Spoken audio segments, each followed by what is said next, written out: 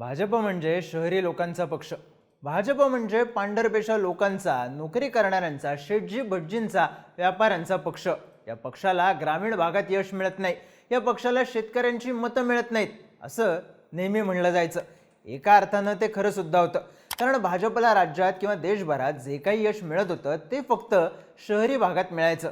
ग्रामीण भागातल्या मतदारांनी कित्येक वर्ष भाजपला स्वीकारलंच नव्हतं. पण मागच्या 10 वर्षात हे चित्र पूर्णपणे बदललंय. एकेकाळी फक्त शहरांपुरता मर्यादित असलेला हा पक्ष आता खऱ्या अर्थानं गावखेड्यांपर्यंत पोहोचलाय. 7 फेब्रुवारीला राज्यातल्या 12 जिल्हा परिषदा आणि 125 पंचायत समित्यांसाठी मतदान झालं.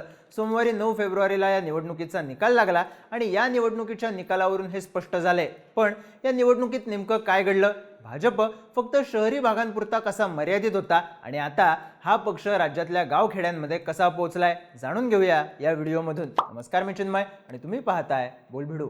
7 फेब्रुवारीला राज्यातल्या 12 जिल्हा परिषदांच्या 731 आणि पंचायत समित्यांच्या 125 जागांसाठी मतदान झालं. या 12 पैकी 6 जिल्हा परिषदांमध्ये भाजप सर्वात मोठा पक्ष ठरला आहे. ज्या 731 जागांवरती निवडणुका झाल्या त्यापैकी 220 पेक्षा जास्त जागांवर भाजपने विजय मिळवलाय. पंचायत समित्यांचा विचार केला तर 125 पैकी तब्बल 52 ठिकाणी भाजपचा विजय झालाय. दुसऱ्या क्रमांकावर राहिलेल्या शिंदेंच्या शिवसेनेला 26 आणि तिसऱ्या क्रमांकावर राहिलेल्या अजित पवारांच्या राष्ट्रवादीला 25 जागा मिळाल्या. याचाच अर्थ दुसऱ्या आणि तिसऱ्या क्रमांकांवरच्या पक्षांच्या एकत्र जागांपेक्षा भाजपच्या जागा जास्त आहेत. यावरून काय लक्षात येतं तर आता भाजप हा फक्त शहरी भागांपुरता मर्यादित राहिलेला नाही, तो राज्यातल्या गावागावांमध्ये पोहोचलाय आणि निवडणुका सुद्धा जिंकतोय. जर आपण जिल्हा परिषदांची आकडेवारी पाहिली तर भाजपनं ग्रामीण भागात कशा प्रकारे प्रवेश केलाय हे लक्षात येतं. राज्यात याआधी स्थानिक स्वराज्य संस्थांच्या निवडणुका 2017 साली झाल्या होत्या. त्यावेळी या 12 जिल्हा परिषदांमध्ये भाजपला एकूण 143 जागा मिळाल्या होत्या. यावेळी पक्षाचा आकडा 220 पेक्षा पुढे गेला आहे. त्यातही जर फक्त कोकणचा विचार केला तर इथं भाजपनं जोरदार मुसंडी मारली.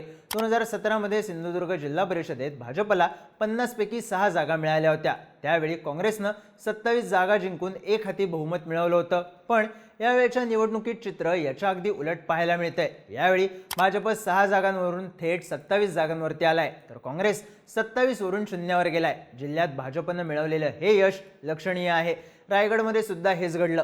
2017च्या जिल्हा परिषद निवडणुकीत भाजपला रायगडमध्ये 59 पैकी फक्त 3 जागा मिळाल्या होत्या. पण या निवडणुकीत भाजपचा आकडा 15 पर्यंत पोहोचलाय.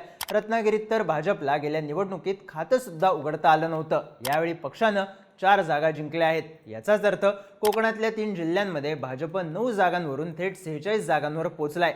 कोकण हा राज्याचा असा भाग होता जिथे इतके वर्ष भाजपला यश मिळत नव्हतं. कोकणात शिवसेनेची ताकद होती, काँग्रेस पक्ष सुद्धा मजबूत होता. आता शिवसेनेनं आपला होल्ड कायम ठेवला असला तरी काँग्रेसची जागा मात्र भाजपने घेतलीय. पश्चिम महाराष्ट्रात सुद्धा हेच चित्र पाहायला मिळतंय. सातारा जिल्ह्यात एकेकाळी राष्ट्रवादी काँग्रेसचं निर्निवाद वर्चस्व होतं. 2017च्या सातारा जिल्हा परिषदेच्या निवडणुकीत राष्ट्रवादीनं 64 पैकी तब्बल 39 जागा जिंकून दणदणीत विजय मिळवला होता. त्या निवडणुकीत भाजपला फक्त 7 जागा जिंकता आल्या होत्या. पण 9 वर्षात चित्र पूर्णपणे बदललं. आता झालेल्या निवडणुकीत भाजप 64 पैकी 24 जागा जिंकून सर्वात मोठा पक्ष ठरलाय. इथं राष्ट्रवादीची 39 वरून 23 जागांवर घसरण झाली. याचाच अर्थ राष्ट्रवादीचा मतदार आता हळूहळू भाजपकडे शिफ्ट होत असल्याचं दिसतंय. सोलापुरातही हेच घडतंय. गेल्या निवडणुकीत सोलापुरातल्या 68 पैकी भाजपनं 14 जागा जिंकल्या होत्या. राष्ट्रवादी काँग्रेस 23 जागा जिंकून सर्वात मोठा पक्ष ठरला होता. पण या निवडणुकीत भाजपनं आपल्या जागा थेट तिप्पट केल्यात. यंदा भाजपनं 68 पैकी तब्बल 42 जागा जिंकून सर्वांना धक्का दिला. इथं अन्य कोणत्याही पक्षाला जागांचा दुहेरी आकडाही गाठता आला नाही. यावरून भाजपनं मिळवलेलं यश किती मोठं आहे हे लक्षात येतं. मराठवाड्यातल्या धाराशिव आणि परभणीसारख्या जिल्ह्यांमध्येही भाजपनं यावेळी दणदणीत विजय मिळवला. धाराशिव जिल्हा परिषदेत गेल्यावेळी भाजपला 55 पैकी फक्त 4 जागा मिळाल्या होत्या. यावेळी हा आकडा थेट 18 वर पोहोचला आहे. गेल्या निवडणुकीत 4थ्या क्रमांकावर राहिलेला भाजप या निवडणुकीत सर्वात मोठा पक्ष ठरलाय. परभणीतही भाजपनं जोरदार मुसंडी मारली. गेल्या निवडणुकीत भाजपला 54 पैकी फक्त 5 जागा मिळाल्या होत्या. पक्ष जिल्ह्यात 4थ्या क्रमांकावर होता. पण या निवडणुकीत भाजपनं 24 जागा जिंकून सगळ्यांना दणका दिला. जिल्ह्यात भाजप आता सर्वात मोठा पक्ष बनला असून तो शिंदेंच्या शिवसेनेला सोबत घेऊन सत्तेत बसू शकतो. या सगळ्यावरून काय लक्षात येतं तर कोकण असो, पश्चिम महाराष्ट्र किंवा मराठवाडा, राज्याचा असा कोणताही भाग नाही जिथं आता भाजपचं अस्तित्व नाही. अनेक ठिकाणी भाजप सर्वात मोठा पक्ष आहे. अनेक ठिकाणी भाजपनं एक हाती बहुमत मिळवलंय. हा निकाल सांगतोय गावागावात भाजप घुसलंय. पण भाजपने हे यश नेमकं कसं मिळवलं तर याबाबत मुख्यमंत्री देवेंद्र फडणवीस यांनी दिलेलं एक स्टेटमेंट महत्त्वाचं ठरतं. निकाल लागल्यानंतर फडणवीस पत्रकारांशी बोलत होते. त्यावेळी ते म्हणाले की आम्ही या विचारांचे आहोत की कोणीही परमनंट जिंकत नसतं आणि कोणीही परमनंट हरत नसतं. विरोधकांमध्ये लढण्याच्या इच्छाशक्तीचा अभाव दिसतोय. विरोधी पक्ष हा फक्त माध्यमांमध्ये दिसतो. जोपर्यंत तो माध्यमांमध्ये आहे तोपर्यंत जनता त्यांच्यासोबत जाणार नाही, असं फडणवीस म्हणाले. फडणवीसांनी विरोधकांना टोला मारला. पण यावरून भाजपने हे यश कसं मिळवलं ते लक्षात येतं. मागच्या 10 वर्षात भाजप फक्त सोशल मीडियावर नव्हता. भाजप लोकांमध्ये गेला. कार्यकर्त्यांनी घराघरात जाऊन प्रचार केला. त्यामुळे भाजपला आज हे यश मिळवता आलं. भाजपने आखलेलं ग्राउंड महत्त्वाचं ठरलं. पण सोबतच आणखी एक मुद्दा महत्त्वाचा ठरला, तो म्हणजे भाजपला मिळालेलं नेत्यांचं बळ.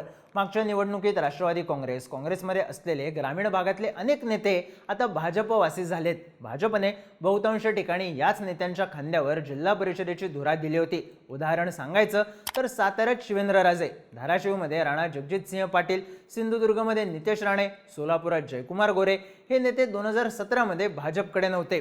पण या नेत्यांना आपल्याकडे घेऊन त्यांना बळ देऊन भाजपने बेस पक्का केला. नगरपालिका निवडणुकांमध्ये भाजप शहरालगतच्या ग्रामीण पॉकेट्समध्ये वरचढ ठरला होता. पण आता जिल्हा परिषद आणि त्यातही पंचायत समितीच्या निवडणुकीत सर्वाधिक जागांचा आकडा गाठत भाजपने गावागावात ताकद तयार केली आहे. एकूणच काय तर या निवडणुकीनंतर हे सिद्ध झालं की भाजप आता फक्त शहरी पक्ष उरलेला नाही, तो तळ कोकणात जिंकतो, साताऱ्यात जिंकतो, धाराशिवमध्येही जिंकून येतो. एकेकाळी हीच जादू काँग्रेसला जमायची, पण आता हीच जागा निर्निवादपणे भाजपने घेतलेली आहे. तुम्हाला काय वाटतं? भाजप गावागावात कसं घुसलं? भाजपने हे यश कसं मिळवलं? तुमची मतं आणि प्रतिक्रिया कमेंट करून नक्की सांगा. आणि माहितीपूर्ण व्हिडिओज पाहण्यासाठी बोलबिडूच्या YouTube चॅनलला सबस्क्राईब करायला विसरू नका.